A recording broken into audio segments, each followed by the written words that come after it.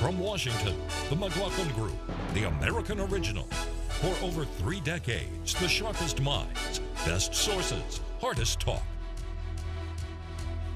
Hello, welcome to another edition of the McLaughlin Group. I'm Tom Rogan, your host. This week's panelists are the familiar faces of Eleanor Clift, Clarence Page, Pat Buchanan. And our guest this week is Kelsey Harkness-Bowler. Okay, on that note, we shall get to our first issue, which is Issue 1, Police Reform. Under the executive order I'm signing today, we will prioritize federal grants from the Department of Justice to police departments that seek independent credentialing, certifying that they meet high standards, and in fact, in certain cases, the highest standard. That's where they do the best, on the use of force and de-escalation training. President Trump this week issued an executive order to promote police reform. A number of points stand out. First, a new federal database recording complaints against police officers. Second, the promotion of social worker involvement in some police interactions. Grants will also be prioritized on de-escalation training. Pat, how do you judge the president's police reform strategy? Got some welcome from people like Van Jones, for example, but many Democrats say it doesn't go far enough. Well, I think that's going to be the line. I think it was very good for Donald Trump, and I think he mentioned chokeholds in there as well. But this goes up to Capitol Hill, and the key player there is Senator Tim Scott of South Carolina. He's got to produce a bill that basically satisfies Nancy Pelosi and the liberal wing of the Democratic Party in the House and is acceptable to Mitch McConnell. Tom, I don't know that that's an accomplishable thing.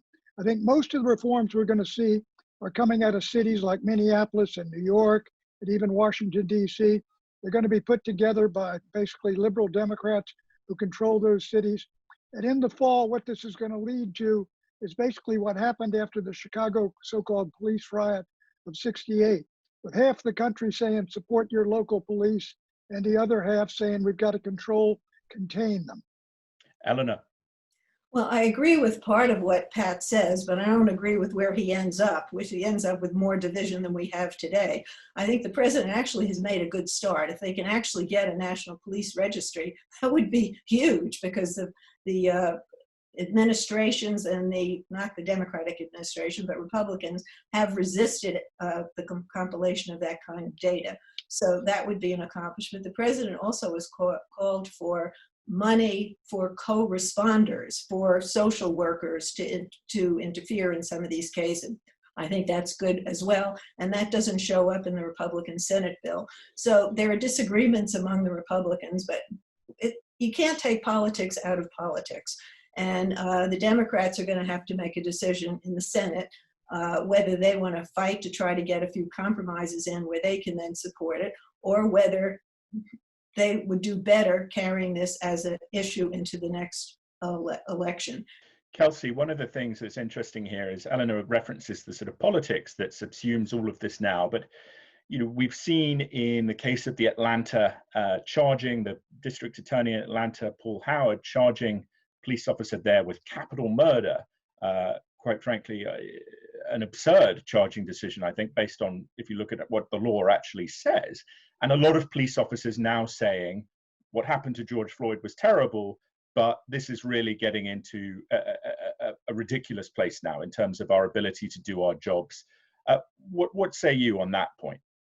Well, I wasn't surprised to hear a number of police officers in Atlanta call in with what's being called the blue flu, basically protesting that politically motivated charge.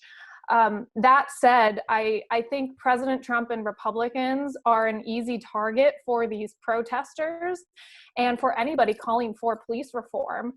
But we need to acknowledge that we do not have a federal police force. We have local police forces. And so any change that we want to see in our local communities needs to come from us, the voters. We need to tell our local officials the type of police forces we want. And I applaud the president for taking the actions that he did.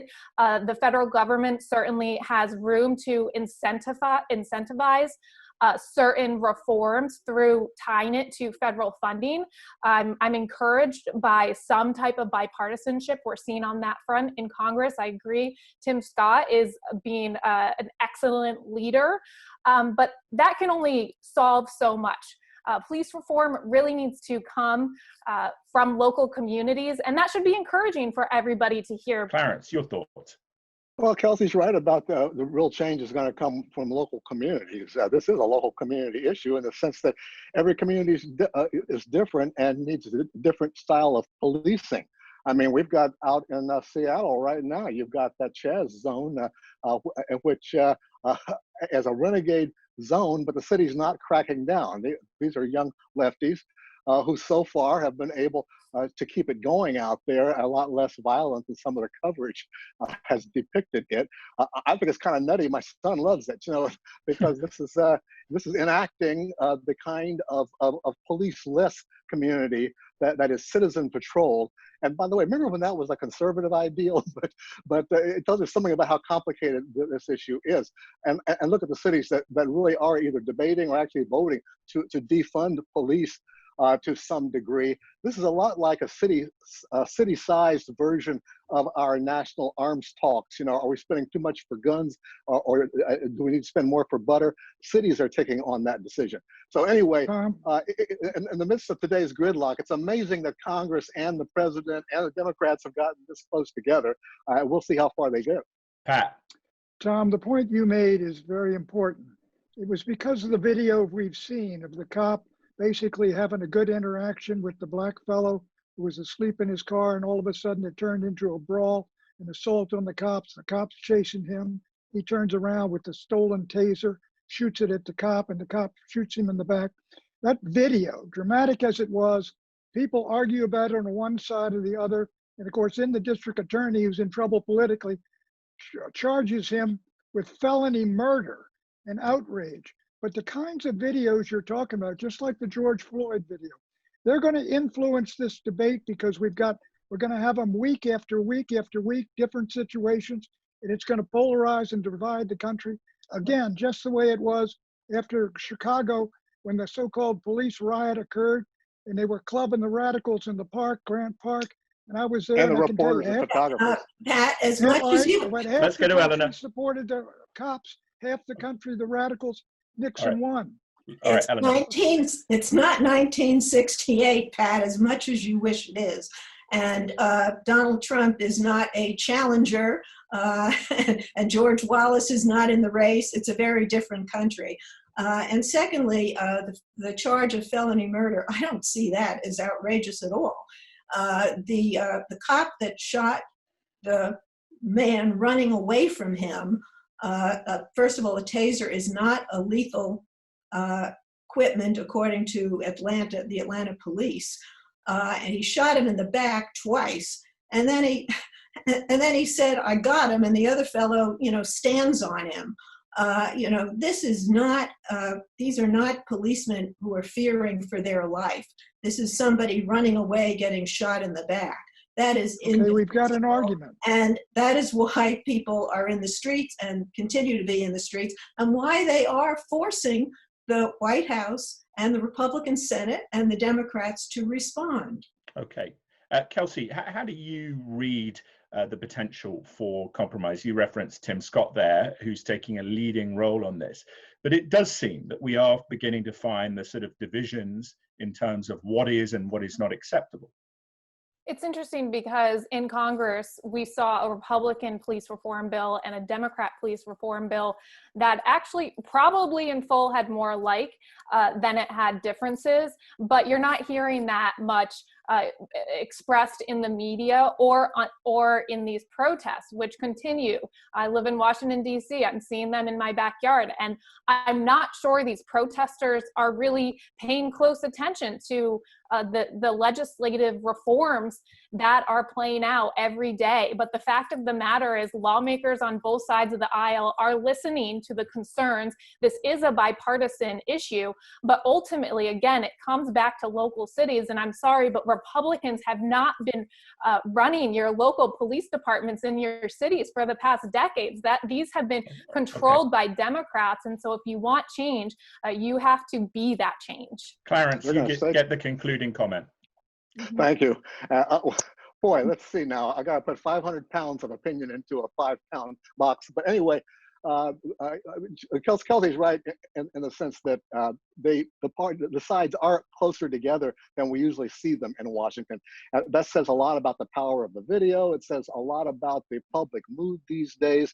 The people want to see some kind of action, and regardless of what they do, I think it's going to be an election campaign issue on the state and local level, but that's okay. We need to deal with it that way. And by the way, those cities under Democratic control, I predict they're going to stay under Democratic control. The fact is that they are responding to their citizens. All right, we will move on. Good points there. Issue 2, 6-3. In a 6-3 decision this week, the Supreme Court ruled that Title VII of the 1964 Civil Rights Act prevents employment discrimination on the basis of a worker's transgender or homosexual identity. The liberal wing of the court was supported by Chief Justice John Roberts and Trump appointee Neil Gorsuch. But the ruling raises other questions as yet undecided.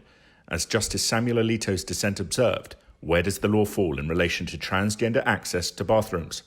And Eleanor, of course, we also saw the landmark decision or important decision on DACA. Not a good week, it seems, for social conservatives in the Supreme Court. Not a good week for Donald Trump, who has referred to the Supreme Court as his court. Justice Roberts was in the majority on both of these decisions. And I would say on the gay and lesbian decision, I mean, to me, that was a no-brainer. The court ruled that gay and lesbian people can marry each other. They can't then go to work the next day and be fired. So there's firm jurisprudence behind that decision. And I think Justice Roberts rightfully recruited Justice Gorsuch, one of Trump's appointees, to support him in that decision. What that tells me is that Justice Roberts, in addition to reading the Constitution, can read the mood of the country. And he knows he's got 3 justices on that court, including himself, who were installed by presidents who did not win the popular vote. He does not want the court to go down as being out of touch with the country. I think the DACA decision is actually even more interesting because I think Justice Roberts could have gone either way, and he is the 5th vote. That's a 5-4 decision. And he didn't say that the Trump administration couldn't undo DACA, but if they did, they had to present legal arguments, and they didn't. He called the administration's reasoning arbitrary and capricious. But actually, the Republicans dodged a bullet here. You don't want to be deporting dreamers. A quarter of those 800,000 people are first responders and critical care workers. So the Republicans got saved by the court. Pat. Saved by the court, wonderful. Look, what Neil Gorsuch did and what John Roberts did was to say clearly that the Civil Rights Act of 1964 covers homosexuals and transgender people. You can't discriminate against them in employment. Look, if the country wants to do that, the way to do it is put those individuals or that class of folks into the law through the Congress of the United States and the president. What Gorsuch and Roberts are doing is basically writing their own views into the laws of the land. John Roberts is a disappointment, and you're liable to see impeach Neil Gorsuch signs on bumper stickers, Tom. Pat and I are both old enough to remember the impeach Earl Warren signs. Remember those? We're all over the place. That's right. That's kind of what's happening again this time. But, for one thing, Justice Roberts really bristles at the notion of a political court. Every time he hears, and I get this through sources, I only talked to him once a while ago, but I really find him to be a man of great integrity, and he kind of showed it this week, I believe. He hates that idea that you got liberal justices and conservative justices. I think he delights in fooling all of us like we did with the Obamacare decision. He saved Obamacare, and that was a much more complicated decision than this one. All he did here was to include gays, lesbians, bisexuals, transsexuals under the Civil Rights Act, which already covers race and gender, well, it says in the matter of sex, I guess you could say. He includes, under that banner of sex, he includes homosexuals. And that has great consequences. You're absolutely right. But it's the same argument that was argued in the original Civil Rights Act about should this be left to the states or not. Face it, me and Pat don't have to go to separate men's rooms now because of that Civil Rights Act. I'm old enough to remember it well. Okay, Kelsey, so one of the things here that's quite striking is John Roberts, who used to be the Democratic demon for his decision in Citizens United, is now the hero of the Republic. How do you see the politics of this in terms of the conservative movement, which really does predicate a lot of importance on President Trump's ability to get judges in who will share their mindset? Absolutely. Conservatives need to rethink their strategy of relying on the Supreme Court to defend them and their values. This has been decades in the making of conservatives working behind the scenes to elect conservative constitutional justices who supposedly would recognize the fact that in 1967, lawmakers were not thinking of people's sexual identity or transgender individuals for that matter when they wrote the Civil Rights Act. As a mother of a young daughter, I now have to fear that my daughter is going to be forced to play in sports with and against males. That is concerning physically, and that is also a concern on a fairness level. Is it fair for her to have to compete against biological males? Absolutely not. And, Gorsuch kind of made it seem like this is a narrow decision. I'm not convinced of that. And I think conservatives, rightly so, should be very concerned about what this means for bathrooms, locker rooms, women's and girls' sports, and much more. Tom, there's another issue here. And look, traditional religious groups believe that homosexuality is unnatural, immoral, and wrong. Now, we know what the court has said and what the law says, but the idea that you can take these religious institutions now and homosexuals would say, we have a right to have a job here and you can't fire or remove me because I'm an active homosexual. You got a real conflict with the traditional religious beliefs of Americans, and it's going to go right back into the Supreme Court. They should have left this alone and said, look, if they want to put homosexuals and transgender into the law, let Congress do it, because Congress writes the laws and we don't. Eleanor, very quickly, concluding comment. Yeah. I don't know what year you're going back to with some of your language and some of your positions, but it's not 1968. Maybe it's 1954. Too bad. So, okay. It's okay with me. I'm sure we'll come back to this important issue. Okay, we have another one to go to, this time abroad. Issue 3, Galwan Valley Massacre.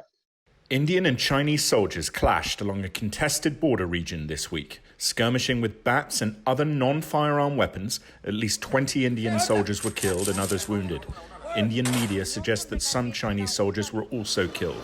But while both sides blamed each other for the melee, each also committed to de-escalating tensions. Still, the battle reflects China's increasingly aggressive effort to seize contested territory around the world. Clarence, for a moment this week, it seemed like we might be in a situation where coronavirus was the least of our worries, with 2 nuclear powers in this very aggressive standoff. Do you take solace from the apparent cooling intentions, or do you think this is going to be an issue to watch? I find it hard to believe that they're really sincere here, even though there were casualties here. It was very unfortunate, but we're talking about rocks and stones and sticks or something here. That they were going out of their way to use non-lethal weapons. Like, this is China and India at the border, 2 nuclear powers, but here they are, like the Hatfield and the McCoys. Yeah, this is going to go on. It's been going on since both these countries were constituted in their current form back in the 50s, I guess, 60s. This border skirmish certainly does China a favor of taking some attention away from their domestic economic problems and coronavirus problems. And India, with President Modi, who knows what he's up to, except gives him a chance to be as macho as his friend President Trump. Okay. Go ahead, Pat. If you can figure this out, more power to you. Well, you got a good question, but I disagree entirely. This was a barbaric act. They used these sticks with nails in them and barbed wire on them, and they beat these Indian soldiers. And some of them they drove over a cliff or forced over a cliff into a freezing river. They killed more people, 20 Indian soldiers, than have been killed in any skirmish up in the Himalayas since the 1962 war. To me, it is an act of criminal stupidity on the part of the Chinese to antagonize and alienate a country that's almost as popular, as populous and large as they are, not quite economically. Because the China, I mean, I don't understand the purpose of doing something like this over some 60, I don't know whether it's 6 or 60 square miles of territory up in the Himalayas. So I think Xi Jinping has made a horrible mistake. Anybody looking at him says the Chinese started this, and what they did was barbaric. Eleanor. Yeah, you know who was president when the last skirmish like this happened in 1962 was President Kennedy, and he did intervene and he helped de-escalate it. He had agreed privately to provide Prime Minister Nehru of India with 330 airplanes to bomb China. But Mao Zedong declared a unilateral ceasefire before that got into play. President Trump has said he's interested in mediating.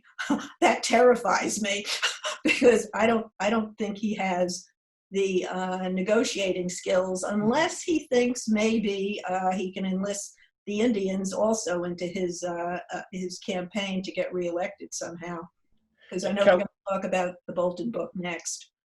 Kelsey, one of the interesting dimensions here is the division in conservative viewpoints on this, that perhaps I suspect Pat would believe it is important for the United States to play a conciliation role, and I'll let Pat come in after this.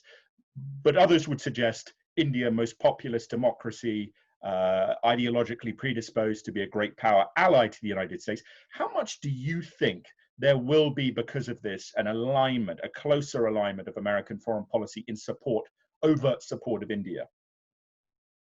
Over support of India, I think you will see more political alignment because China is being such a egregious actor. You know better through your reporting than any of us how aggressive China has been on the military front in a number of different areas. We know the mistreatment that's happening in Hong Kong. We know the extent of their lies regarding the Chinese-originated coronavirus. They have been a terrible actor, and so nobody is going to believe, at least nobody should believe, the propaganda that's coming from them regarding this conflict with India. I don't think India has any reason to instigate anything like this. And I hope the United States, not just from a government level, but also from a private citizen level, responds. We need to see American companies stand up to the repeated egregious actions that we've seen come out of the CCP. Pat, do you want to have a quick 30-second, talk that foreign policy view, and then I'll let Eleanor finish. I tend to agree with you, Tom, that this will move the Indian people and the Indian government and nation into a realization of what they're dealing with the Chinese. The United States does not want a military alliance with India. I can tell you that. We don't want to get into any conflict with China, but there is a coalition of countries that are being pressed in the South China Sea, Taiwan, Japan, India, by the Chinese communists. And I think the United States policy ought to bring them together and act together, not in a military sense, because we don't want a war, a new Cold War, but really to sanction the Chinese for their outrageous behavior on this and on the coronavirus. Okay, Eleanor, very quick. I'm not an expert on this, but I don't know that India is completely innocent of not encouraging this, because they've evidently put a lot of money into building transportation routes up to this isolated spot in the Himalayas. And why would they be doing that? And India is in no position to challenge China. And actually, neither country is in any position to this, because they're both ravaged by coronavirus. So maybe the virus will save them from themselves. All right. Tom, I want to hear your opinion on this. Yeah, unfortunately, I've given my panelists too much time, so we have to go straight to predictions. Anyway, all right. For the show. Predictions, Pat. Clarence's Seattle commune out there in the heart of Seattle is going to end up like Resurrection City, Clarence, in 1968, where Reverend Ralph David Abernathy got all the folks together, and they found after weeks and weeks of sitting there in the mud, they just dissolved the institution and departed. Okay, Eleanor.